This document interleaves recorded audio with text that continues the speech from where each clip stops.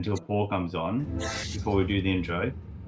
And What's on because we're wait for the hold off on the intro music because Paul's not here yet. What's on the what's on the screen there? The anticipation is building. It's a widget for a poll function. So anyone who's tuned in now, we're just basically waiting for the man of the hour, Paul Sadler. Yes, we are. Spoiler. He's popular demand so right now. He's tuning in soon. There's a lot going on, as you know, in Paul's world right now, with apologies.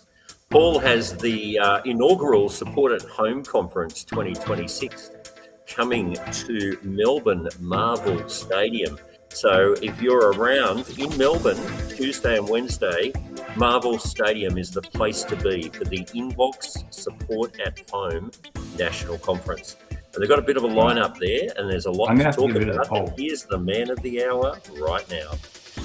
Ladies and gentlemen, Mr. Paul Sadler. Hi, guys. Raise the roof. It's Friday. It is Friday, yay. Thank God it's Friday. Do you want to use that as the intro? Should I go through the our official intro? Go through the intro, Ant. Go through the intro. It's not the same without the intro.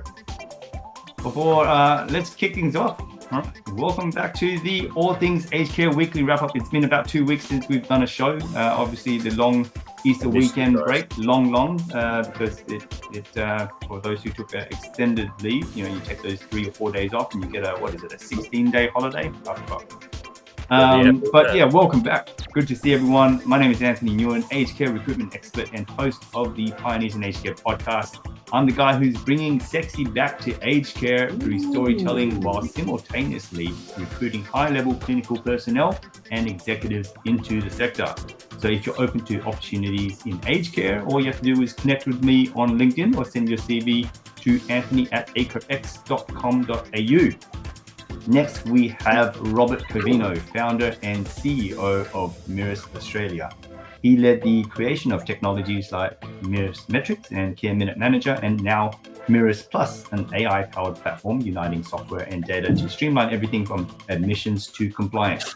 The magic doesn't stop there. They do have a whole suite of offerings to unveil soon. I've peeked behind the curtains, and it's pretty interesting. So this is what they're doing as they move towards a never-ending goal to make aged care better. And rounding out our hosting crew is Owen Matheson, Strategic Growth Advisor and Connector at Mission Critical and founder of Aligned Equity. He's the matchmaker behind Mirrors Plus and works across Mirrors and Dayspring Care to bring together the right people, strategy and partnerships to unlock real growth in aged care. He's also co-founder of Steward, a community connection platform focused on helping people connect, belong, and improve their well-being, all in on the mission to #make aged care better. And our special guest for today was the former CEO of Presbyterian Aged Care before he moved into the CEO role with Aged and Community Services Australia. He then had a short stint as the interim CEO of ACPA, now known as Aging Australia, before launching his own consultancy. He also co-launched Inbox, a new voice for the support at home sector, and currently serves as the independent chair of Meals on Wheels Australia and chair of Meaningful Aging Australia. He is a fellow of the Australian Association of Gerontology, bringing invaluable depth of knowledge across policy, business, and on-the-ground care. Ladies and gentlemen, welcome once again, Paul Sadler. We're raising the roof for Paul Sadler. Long-term friend of the show. Welcome back, Paul. It's been a little while. It has been, but great to be back with you guys on a Friday afternoon. And you've got a little bit going on in your world right now, Paul. Well, just a little bit, yes. We've got the Inbox Support at Home conference next week. The CHSP Alliance is just about on Monday to release 3 new position statements.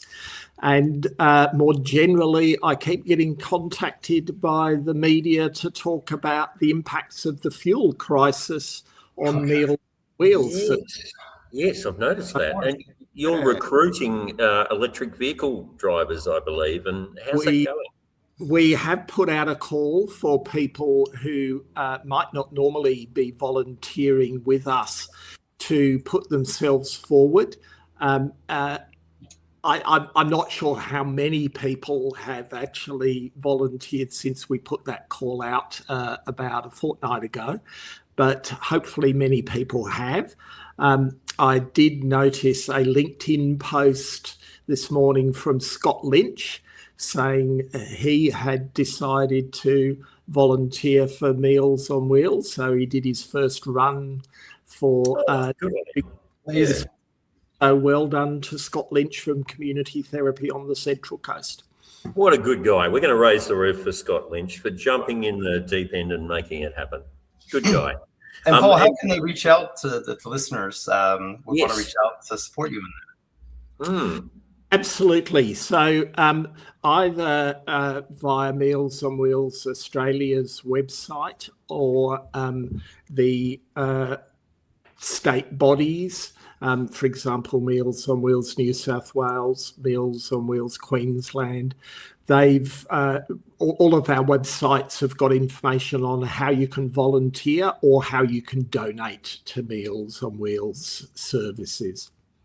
Yep. Paul, before we go too far, we really want to make sure that we cover the big issues that you mentioned in your post and we've reshared, because they are big issues about the government, what they're doing, the potential gaps that you're seeing, and you've got a whole industry body that are going to convene on these issues. So what are the big issues? Look, the really big issue at the moment is the Support at Home program. We've got three different lenses on what's happening with Support at Home. The first is the lens of the government, or more specifically, the Department of Health, Disability and Ageing. They are busy patting themselves on the back because from their point of view, the Support at Home program is a success. It's doing what it's intended to do. It's achieving tighter consistency of outcomes from the assessment system, the now infamous assessment algorithm they're applying. They've got tighter financial controls around what providers can spend the money on and what older people themselves can do that. And, you know, they're absolutely looking to, to say, well, this is a wonderful success, this program, isn't it? The contrast with what older people's experience has been, the lived experience of far too many people, is they're being denied services they actually need. So they're falling at the assessment hurdle. In some cases, to the extent where they're being denied any service at all, and frequently assessed as needing a level of service which is patently inadequate. Secondly, they're then, when they do get allocated funding, it's coming through at 60% of the classification level of funding which they're actually assessed as needing. So, we've got a situation where the needs that older people have are clearly not being met. When older people are in the Support at Home program, they find that the rules around what they can spend their money on are quite restrictive, more so than used to be the case under home care packages. And that is causing frustration. And the net effect of all this has been that older people who are struggling to get the level of services they require are saying this is putting extra burden on our families, on the people who care for me. And of course, it's also triggering more people to get admitted to hospital. So that's an issue which we've talked about on this All Things Aged Care before. Yes, we have. At length. Yeah. A big issue, bed blockage. It's only got worse over the period of time since the Support at Home program started. So that's the perspective of older people, a system which is buying us the services we need and is basically an abject failure. Then you've got the provider's perspective, of course, and the providers are saying, well, this system, navigating this system is incredibly complex. You've got the interactions between the ongoing service delivery, the care management pool, the 3 short-term pathways, the assistive technology and home modification scheme, the end-of-life pathway, and the restorative care pathway. Working out how all of this fits together, how the providers can provide what people actually need out the other end is, a major challenge for the providers. What we're also experiencing from the provider point of view is excessive administrative burden from the new system. The claiming process via Services Australia is proving extremely clunky, and I was speaking to a major provider in regional New South Wales who provides, a couple of thousand packages on across 2 states, and they were telling me that they've had to put 9 extra staff on in their finance just to manage the claiming process. And that's not sustainable, that sort of overhead increase. Of course it's not sustainable. And, that was a large provider's experience, but the same pressure is on the small providers, the family-owned businesses, the not-for-profits who are community-based. The system is designed to basically swamp people with extra paperwork. And the net result, of course, of all of this financially for providers remains pretty unclear at the moment. I'm hoping that Stuart Hutchin and Daryl Price, who are appearing at the Invox conference next week, will be able to provide us some more accurate information about this. But the anecdotal feedback I get is quite variable. Some providers are experiencing an uptick in revenue, presumably mainly due to the fact that the 83,000 additional packages have been made, gradually being made available. So there's that uptick in the overall revenue. But that is for those providers being basically capped in its effect by the fact they're only receiving 60% of the funds that the person's been assessed as needing. And then the other end of the experience that I've heard, again, of a large provider, where they are talking about losses of multi-millions of dollars since support commenced. So I don't think we will know what the true picture is for some time yet. I expect that IHACPA will pick up some information from its study, which it's just getting underway at the moment. But we're not going to see results from that at least until later this year, and possibly not until next year. I might note in passing that 2 previous studies that were done in home care packages have yet to be released by the government. They've been provided by IHACPA to the government, but they've never been released, which tells me that the information IHACPA was finding was somewhat inconvenient for government. Interesting. Rob, I know you've got a lot of awareness of the big issue. Oh, sorry, Ant, is that you've got some questions, haven't you? We have some. Kim Davis definitely has been quite vocal on this part.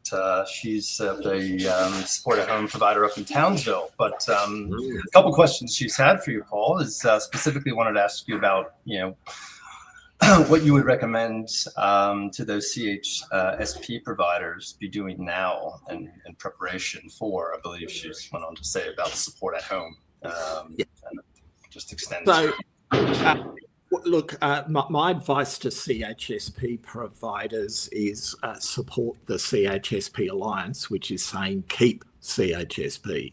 Don't roll it into the mess that is support at home. That's my first message to CHSP providers. But the other thing, the government's policy at the moment is that transition into support at home will occur no earlier than the middle of 2027. Now, do I think that's likely to go ahead? No. I think it highly likely the government will at least defer that date further, but hopefully, following the advocacy of the CHSP Alliance, it will actually cancel its intention to merge CHSP with support at home. But providers do need to be looking out for what would we need to do to prepare if our funding is rolled into support at home's individual funding model. So it absolutely makes sense that providers do some, thinking about that, what it would mean if they were having to operate in that, individual funding model. And the implications are obviously, given my comment just now about how support at home's going for the providers that are in it at the moment, it's going to be, a bit of a challenge for CHSP providers if they did have to transfer in. But don't panic would be the other message to give to CHSP providers at this stage, because, if, in my view, the likelihood of CHSP rolling into support at home anytime soon is low to next to zero. Now, is this coming from? So we had Professor Kathleen Eager on about a month ago, and we did talk about some of the, the department team members. Now, Dr. Nicholas Hartman was one of the, the architects of this, but he's since I think retired in the middle of it. Is a lot of this due to some of the changing of the guard, or is this something that's more systemic and just fundamentals that we need to go back to? How are you seeing? I think there's a couple of factors. So how do we get where we are now? Well, there was no question that Michael Lai, Nick Hartland, Nick Morgan had all worked in the Department of Social Services and were before they moved to the Health Department, and worked on the design of the support at home program. They are not individually to blame for this outcome, but they're clearly key architects of the system as it's currently rolling out. The departmental people who are now in the positions, such as Greg Pugh, Julia Atkinson, Sonia Stewart, etc., are basically defending the settings, for example, of the assessment algorithm quite strongly. And it's largely their representation, which I was reflecting in my opening remarks about what the government position is. So, they definitely view support at home as basically an overall success. They acknowledge there are teething problems and there will need to be some resetting that goes on, but I don't think they view the problems with support at home as true design faults, which absolutely how we perceive it. And that's really interesting because it's a very ambitious plan, and it's needed by the country to take relief off of the subacute sector, what was largely aging in place maybe 10 years ago or even 5 years ago, which is now being replaced by pretty full residential occupancy across the board, and certainly to allocate 1.3 million Australians to be able to age, in their homes,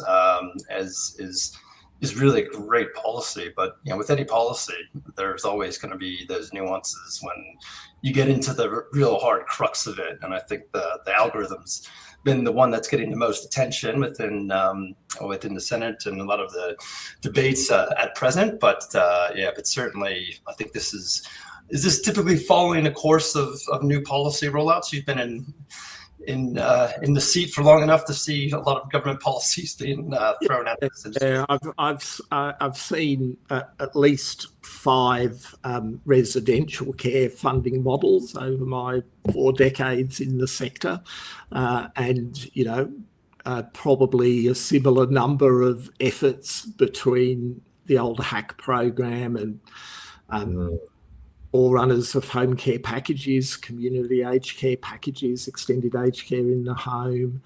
Then when they were brought together into home care packages, we then had the 2017 changes to allocate the packages from providers to the consumer.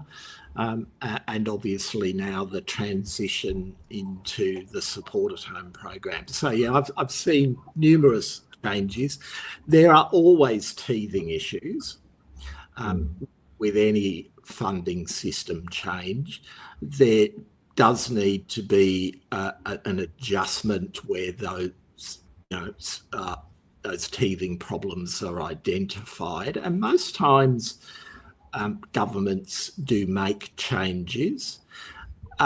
If you look at the public reaction this time around, particularly if you go on to the various Facebook groups around of older people and their reactions to particularly the support at home user charges, but also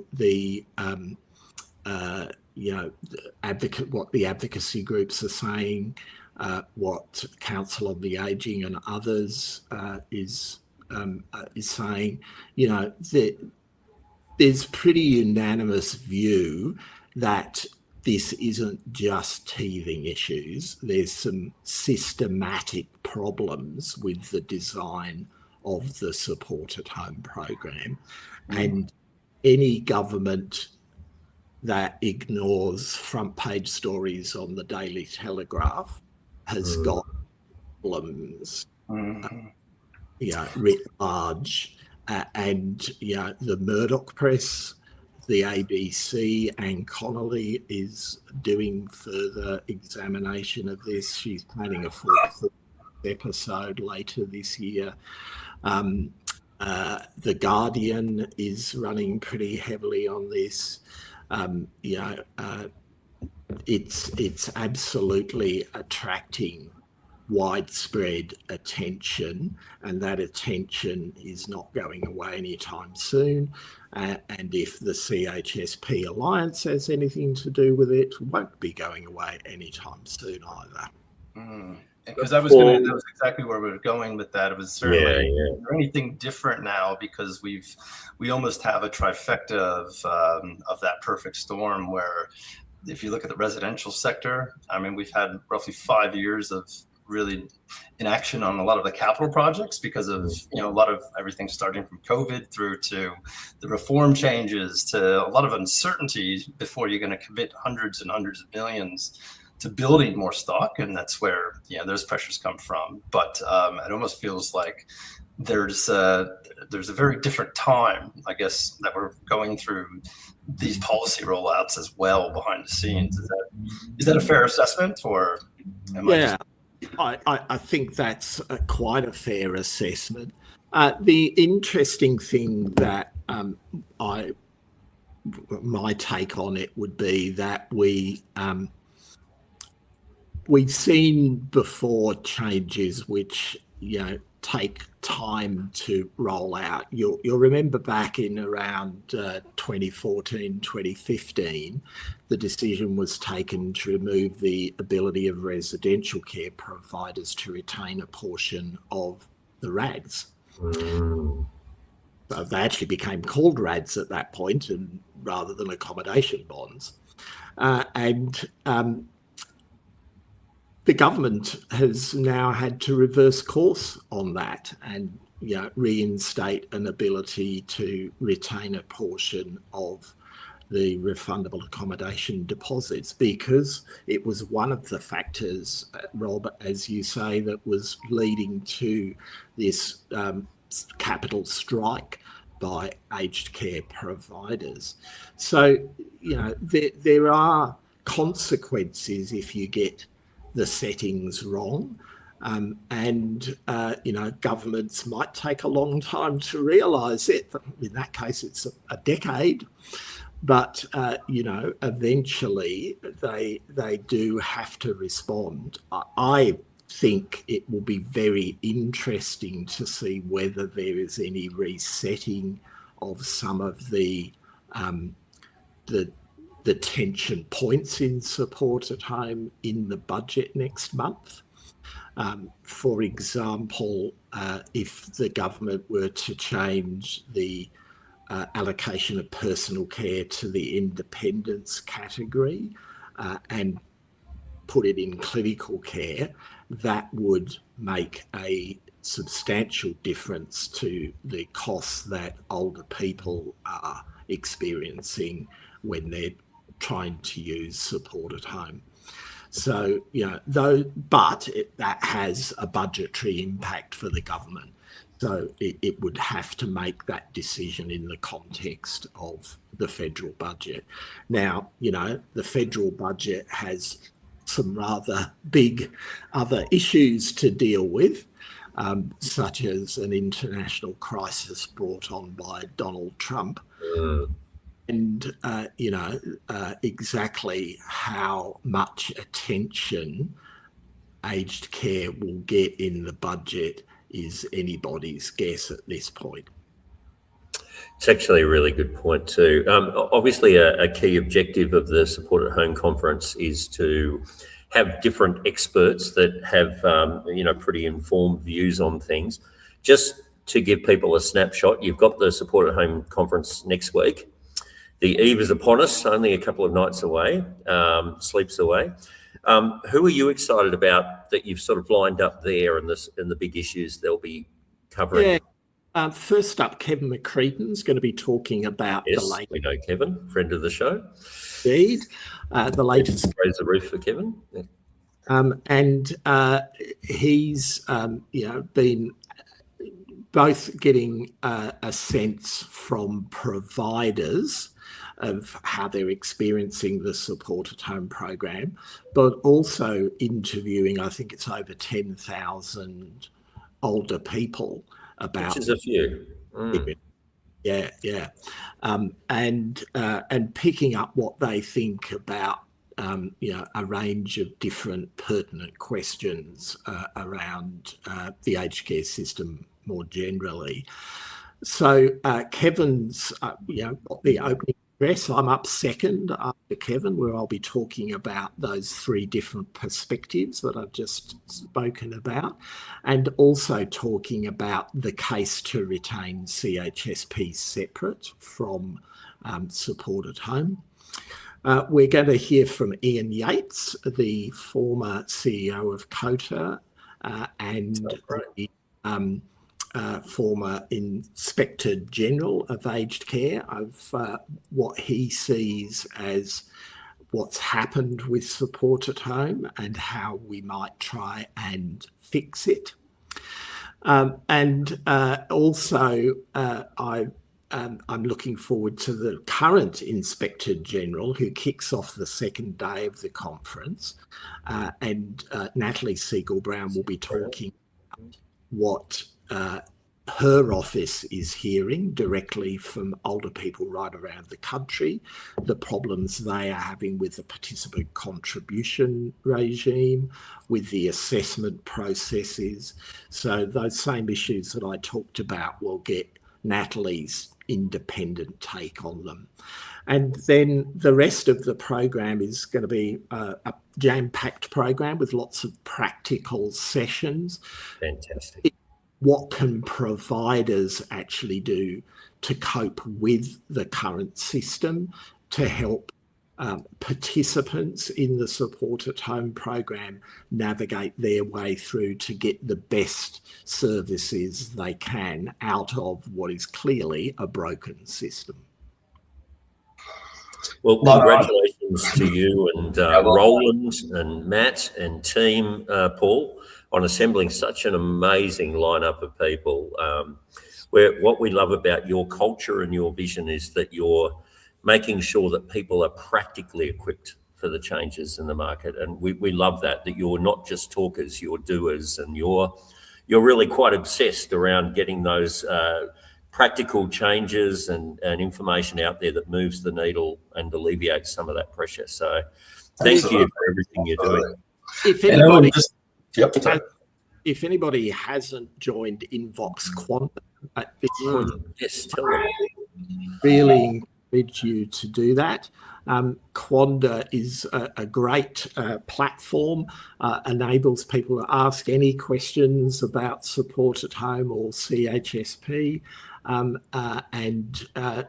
either I or my colleagues will answer your questions. We do so in a fairly timely fashion, unlike certain other.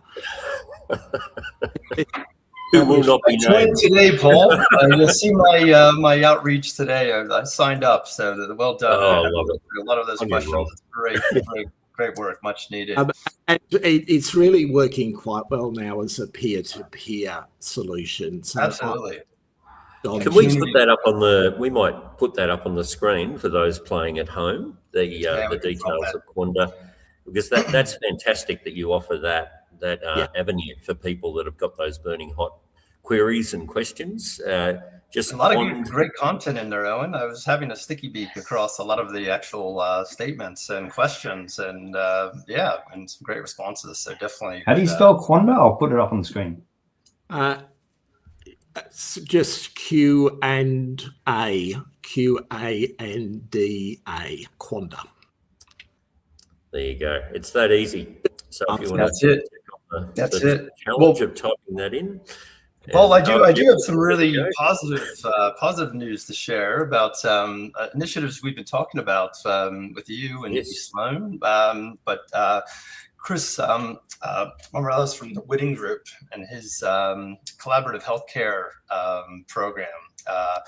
We've gotten the green light from both the Department of Health and New South Wales Health to run effectively Project OBI, which is the online bed inventory for the residential side of the equation to really open up more insights to these discharge planners. So the pilot will look at then developing further feature sets to enable those local health area districts and specific hospital systems to really engage with specifics that they don't have access to really explore and work together. So we'll have Chris on the show coming up, but he'll this is a fantastic world's first announcement. We'll more things happen in the media, but also we'll have Chris on that show, and love you to join in and weigh in on that conversation, because I think what you guys are certainly leading and provider-led initiatives are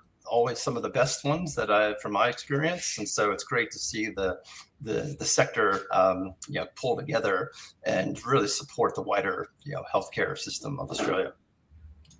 Yeah, I've got Paul Creed backstage. Paul, if Yes. you turn your camera on, I'll bring you on.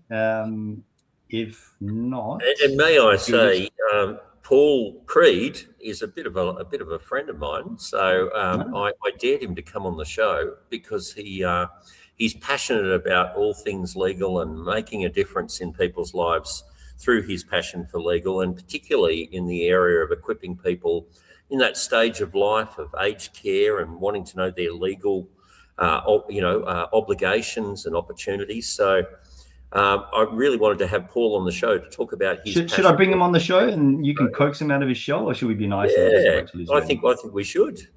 Without further ado, ladies and gentlemen, Paul Creed, come on down. He's left the backstage. He's left. There you go. He's playing hard to get. There he is. You can talk us through this. Yes, please, Paul. So talk us through Quanda and how it works while we're waiting for Paul, who will be here shortly. It's quite simple to register. All you need is your email name and email address, and then you can.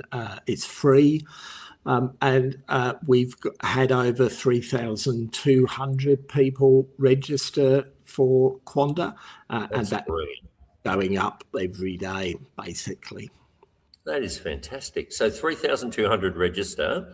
And then what's the engagement sort of level that you're seeing there, Paul? Well, there's some people who are on there pretty much every day checking things, answering questions or asking questions. Other people might, a bit like Rob was just talking about, check it out on an occasional basis. And it really doesn't matter as long as it's helping you to get your questions answered. How often you link into it, it's there.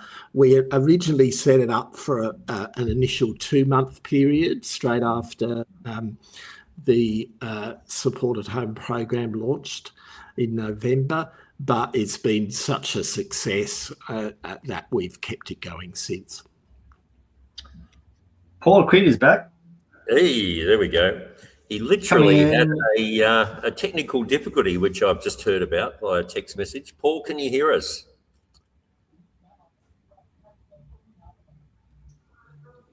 He's not far away.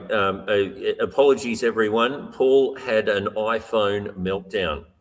The phone gave up on him, and he's had to resort to alternate comms measures. And so, Team Pixel, Team Android. And I believe he might have solved that problem.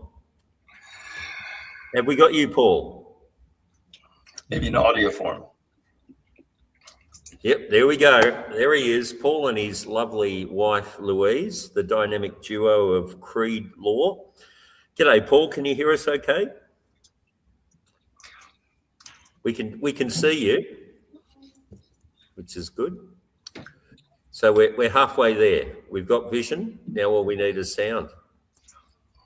And as we wait for Paul, I guess, for Paul Sadler, we do have a question about yes. from Kathy, that maybe you can speak to her point that she was under a different understanding, but maybe give context to that. Yeah. So people feel they can engage with it. So yes, it's predominantly for people working in the aged care system.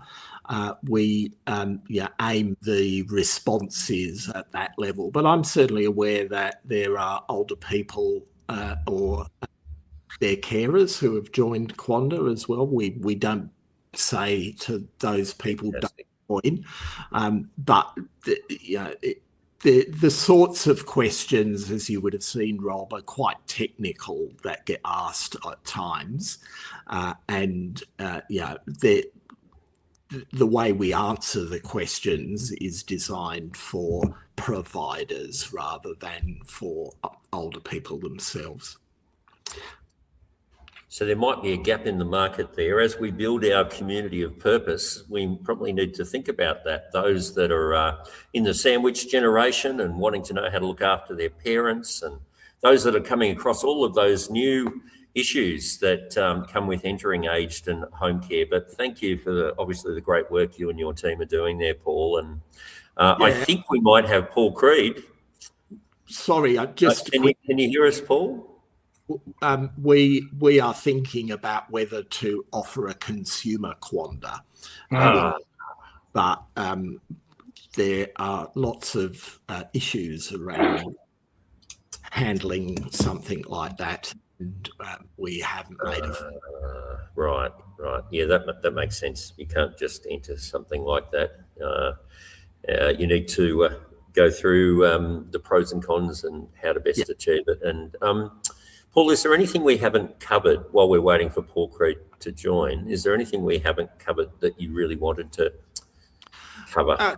The only thing I did want to mention is we've got the CHSP Alliance releasing on Monday 3 new position statements. So the first of those is a position statement outlining 15 reasons why CHSP should remain separate from the Support at Home program.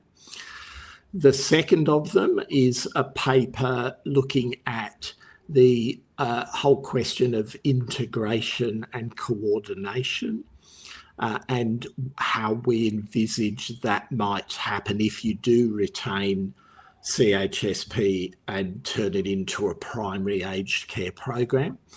And the final paper is actually quite a technical paper looking at what changes might be needed to the Aged Care Act if we do decide to actually retain CHSP and make that transition to funding it as a primary care tier of the aged care system.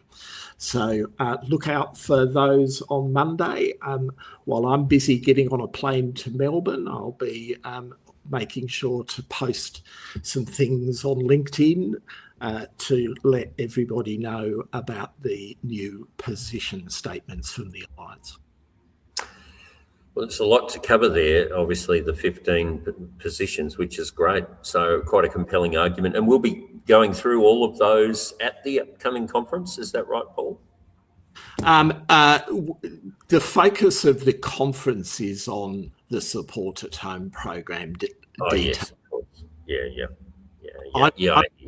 I will touch on the Alliance position and its work, but we won't go through the detail of what the Alliance is arguing. We've got an upcoming CHSP conference from Invox's point of view at the end of August. So that's where we'll focus in on all issues to do with it. Well, we'll have to have you come back to talk more about that closer to the date to make sure that people are aware. We might have Paul. Is there any? We haven't got Paul back yet. I think as Libby says, she's pro Samsung Drive. Yeah, so maybe that's there she is. Yes, Gotta love Libby. She's always there with a call, bit of entertainment value. Oh, and while we're on the subject of Libby, have you guys seen the new initiative, Heroes of Aged Care? So Libby's a part of a really impressive founding group, along with Julie from the Seniors Channel, Hogarth Williams from the Seniors Channel, and it's a brilliant initiative. So the Heroes of Aged Care, as we know, and as we said on Aged Care Employee Day, heroes in aged care wear name badges. And it is a brilliant initiative, and that's going to launch, I believe, in 2027. So we've got a year to build up to that, but it's really exciting. I was looking at the post on LinkedIn. I think you saw it, Ant, as well. But it was quite comprehensive in terms of recognising our heroes on the front line in aged care that really make a difference and really aren't being recognised in the current awards models. You know, the people that are doing the grunt work that are, here it is, recognising, if I may read that out, it's called Hearts and Heroes of Aged Care. And the founding people are Julie, as I've mentioned, Libby, but there's also Nicole Smith, CEO and founder of People First Nursing, Cheshwant Kaur, CEO and co-founder of GIA. They span clinical governance, innovation in psychosocial reablement, AI-enabled health technology and nursing leadership. And they want to recognise, which we love, Registered Nurse of the Year, Assistant in Nursing, Allied Health Professional, Emerging Leader, Pastoral Care, Administrative Excellence, Excellence in Lifestyle and Wellbeing, Catering, Environmental Services, Culturally Responsive. So care through culture, I'm at the last one now, People First. So that's just brilliant. They're inviting expressions of interest around that. And so we'd love to have Libby. We know you're listening, but we'd love to have you and your whole founding team, Julie, Nicole, Teshwant, come on the show and tell us all about your why. How did this happen? We know with all things aged care, it was beers on the pier, and it was just a moment of crystallization in a otherwise blurry, sometimes world. A moment of truth where beautiful things can be born. Just like I think Invox, well, you know what we haven't heard, Paul, is how did Invox come about? Was that a beers on the pier type experience with you and Roland and the team? Roland actually approached me, we're going back to 2022 now, 2023. And his concept was to bring the model that he worked on for the previous decade in the disability field, which is DSC, or Disability Services Consulting. Hi, Julie. He brought that in. He was looking to bring that into the aged care sector, and he rang me up because he and I used to work together in the aged care sector back in the day, and he was wanting to sound out where I thought the gap in the market would be for a DSC style model. And I very quickly identified that it was actually in this home care arena where there was a particular need. Generally speaking, the residential care area, in terms of events, there are plenty of events that focus on residential care. The peak bodies generally do a pretty good job around residential care, but there was less focus, not no focus, but less focus on the home care part of the market. So then from there, we've developed it up. Roland has this wonderful, irreverent tone to how he conducts business. If you've seen any of his pre-Christmas messages, they're... No. Can you give us a sample, Paul? Give us one. The disclaimer in place, it's not you, it's Roland. I'm not sure I can quote it quickly. Anthony, we publish them on the articles page on the Invox website. So whether you can look up the pre-Christmas message on the Invox website, just bring it up to the screen, that would be quite good. Let's do it. It's Friday afternoon. Yeah. It's been a long week.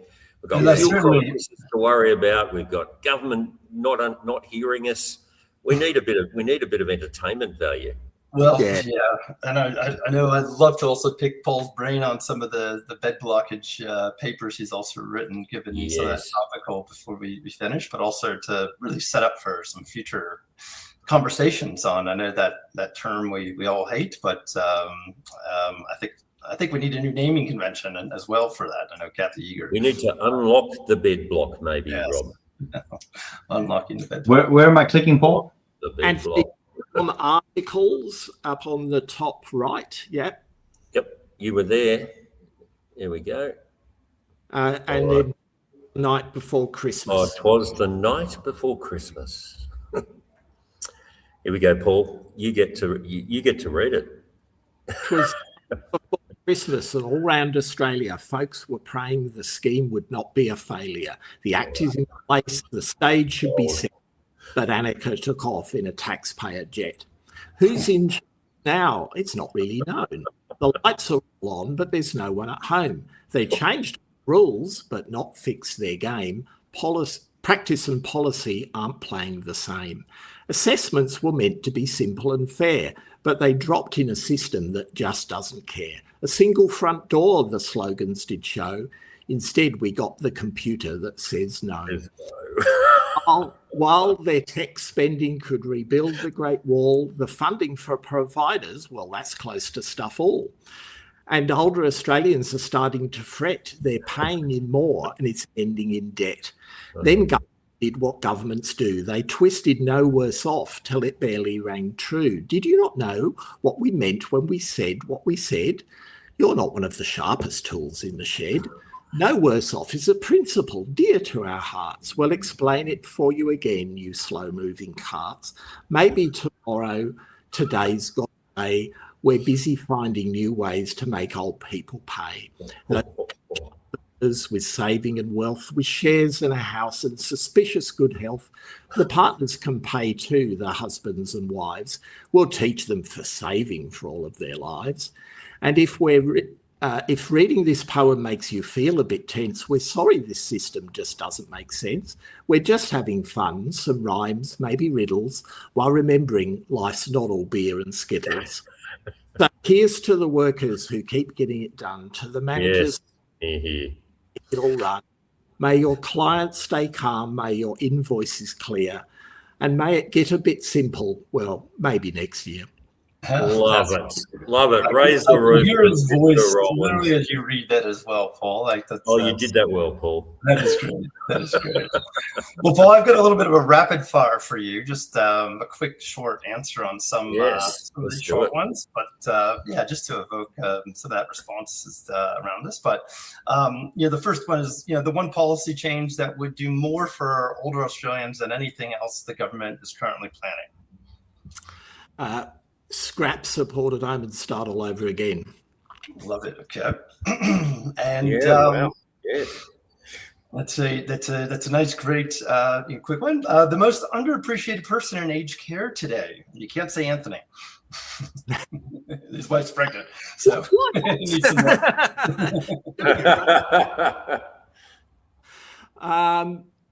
the most underappreciated person who actually has been getting a lot of appreciation in the last couple of weeks is probably the volunteer at our Randwick Meals on Wheels service, who said to a couple of media outlets, including the New Idea magazine, that she was willing to go without meals herself to keep delivering the meals in spite of the higher fuel costs. So that person deserves an Order of Australia for that dedication. Yeah, right. Okay, love that. There we go. We'll raise the roof, and Julie Hogarth Williams is tuning in. So I think we've got a Hearts and Heroes of Aged Care nominee right there. There's one, yeah, absolutely. Fantastic. Live as we speak. And Paul, your advice to a 25-year-old social worker starting on a hospital aged care assessment team tomorrow? I was once in your shoes as a social worker in an aged care assessment team. It's a great career, would be my advice. There's lots of possibilities. Aged care is really interesting. It's kept me interested for the past 40 years, and it can be a really rewarding job. Love that. I love that. And I've got two last ones for you, Paul. These are fantastic as you run through, but something you believed 20 years ago about aged care that you no longer believe. That's been 2005, doesn't feel? That feels crazy. What? 2 decades, just like that. I've been talking a bit with Kathy Eager about this, and I think many of us, go back to the work Ian Yates and I and many other people did on the National Aged Care Alliance. It wasn't full 20 years ago, but it was probably 15 years ago. We came out with a consensus position from NACA talking about how to reform the aged care system and putting emphasis on choice and control for older people. Now, I don't think any of us who were part of that would resile from the importance of choice and control for individual older people. But I think we got wrong the emphasis on that from the point of view of the design of the system. So in rethinking that in recent times around the role of CHSP in particular, Ian is a foundation member of the CHSP Alliance, just like I am, just like Kathy Eager is. And we've all reached the conclusion that community-based services have an important role to quality aged care outcomes for older people. And thinking that an individual funding model will solve all the world's problems we got that wrong back in the day via NACA. And I think many of us have had to rethink that in recent times. I really appreciate the humility it takes to say that, Paul, as a founding member. You don't want to look back at those things, but it's important to obviously, stay accountable. So you can see Kathy on his long beach walks and bowing, reflecting on that too, Owen, as we heard about that. Yes.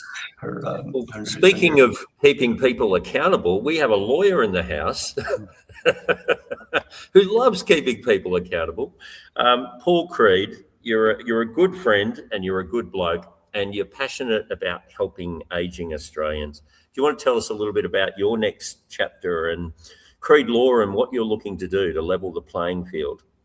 Yeah, thanks, Owen. Look, I'm looking with my wife Louise. We're a team working. Hello. Working towards basically confronting the financial the disadvantage that people entering retirement face with the choices that they're making in relation to accommodation, the financial exploitation that they suffer, which is one of the issues that Louise and I are very concerned about. When it comes down to entering facilities or aged care providers accommodation, that they're faced with punitive deductions on refundable deposits. In terms of the Commonwealth funding, they're often in a situation where they have to choose between services, having to forego important services in order to take up some of the ones that they really need. And these are the issues that Louise and I are grappling with. Apart from those concerning government funding and accommodation, also what we call elder financial abuse that can occur basically not just from other providers in the community at times, but also within their own families. So just basically empowering elderly people to know that they have rights and they can basically stand up for what they're really looking for in this last chapter of their life. That's great. And we should connect you with Craig Greer, who is certainly leads up a lot of that advocacy for the body that he represents in that front. But it's great to hear, and I've seen and witnessed that play out in facilities, and it is certainly I think it's more common than most people would be listening and thinking through. I would dare even say what percentage of probably residents in every home would have that happening to them every day. But that's great to hear those initiatives underway. And I know you're taking that a step further, Paul. You're actually going to do a workshop in an aged care home just to sort of make sure that you're hearing where the real issues are and how you can help them. That's exactly right. So Louise and I, we've been invited into a retirement village to basically give an open air workshop where we will be discussing issues such as independent legal review of contracts for aged care facilities. So quite often somebody will enter an aged care facility, they say, look, here's our contract. This is our buy-in for your accommodation. Please get independent legal advice about this. But quite often people do not get independent advice about it. The contracts can be punitive. They can be basically putting them at a big financial disadvantage. And apart from those issues, it's also to deal with their protection of their own estates through having proper wills in place, powers of attorney, enduring guardianships. We're making sure that these instruments are with trusted family members or friends who are protecting their interests, and basically putting them in a position where they can defend their financial position. Mm. And that is, I mean, don't get me started on resident agreements. I mean, it depends even which one you follow, but, why can't we just have one from the, government to just say, this is the resident agreement to be used by all, as opposed to having the, the Russell Kennedy, the James Underwoods, there's so many different variations of it, which I would, can imagine for families, it would be a minefield to, have to start and shop around and have multiple contracts. Whereas even when we buy a house, we only have one state basically a contract for that. But Paul, how do then organizations get in touch with you? Because this is a fantastic initiative, and I know a lot would jump on that. We're basically going on a roadshow. We're visiting various different facilities. We're approaching R-Care, Uniting Care, Anglican retirement villages, 7-day Adventist retirement villages, basically to provide a service to the residents.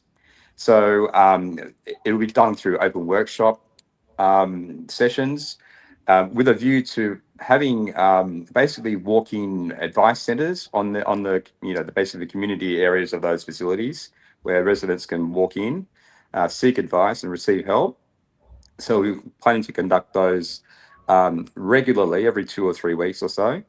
And that way we can basically meet people where they are. Residents often find it difficult to get out, but our plan is to meet them where they are. So Ant's just put up a URL. So Paul's moved on from Slater Gordon. That is shortly, and I think that can be publicly announced. That's right.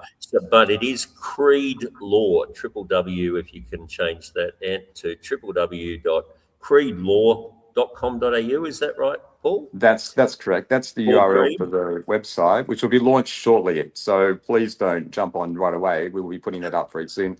But for inquiries, my email is paul@creedlaw.com.au. And welcome any inquiries that you may have or calls for assistance. So we're on a mission really to help people that are in need and who are, we believe, the system is geared against them. There are plenty of aged care residents who are used as financial punching bags, and we're just trying to reverse that and re-empower them with their rights and recourse to legal process if necessary. Well, Paul, you've got a lot more to say, and obviously sorry that we had technical difficulties earlier. We are closely on time now. We try and keep to an hour where we can, but we have so much fun. Sometimes it just keeps rolling. But I think it'd be by unanimous vote that we'd love to have you back again, just to talk through some of the big issues that you're encountering, what you're seeing in the walk-ins, because the mission of All Things Aged Care is we're building a community of purpose where people can ask their questions, where they can have a voice and be heard. So, and I'm sure maybe there's something there in terms of Paul Sadler will have some suggestions as well, knowing what you're trying to do. And so we'd welcome the opportunity to have you come back and give us a bit more feedback on what you encounter out there with the different aged care facilities. And obviously, Paul, for those who have just tuned in, we've got the Invox Support at Home National Conference. It's the first one, is that right? The inaugural? No. We've run it for a couple of years now. It's not too late to register. Online registration is possible and in person in Melbourne on Tuesday and Wednesday next week. So can't wait for that. It's an amazing lineup. And just quickly, the names of the people attending that you've lined up, it's quite a lineup. Yeah, you can expect to hear Kevin McCreaton, myself, Ian Yates, Natalie Seagull-Brown, amongst many others. Fantastic. Stay tuned. And also, I think we might be treated to the poetic talents of Roland. Who doesn't love a good Roland poem? I think we're going to have Roland on the show. Well, that's it. We're building a community of purpose here. Your voice matters. We want you to be heard. And as we say on our show, all for one and one for all things aged care. Have a great weekend, everyone. Raise the roof for all those heroes in aged care.